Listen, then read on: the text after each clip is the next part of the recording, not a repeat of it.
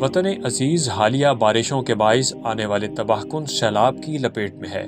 ہزاروں خاندانوں کی زندگیاں بری طرح متاثر ہو چکی ہیں۔ موجودہ سیلاب کے باعث خیبر پختونخوا اور گلگت بلتستان میں جانی اور مالی نقصان ہوا ہے۔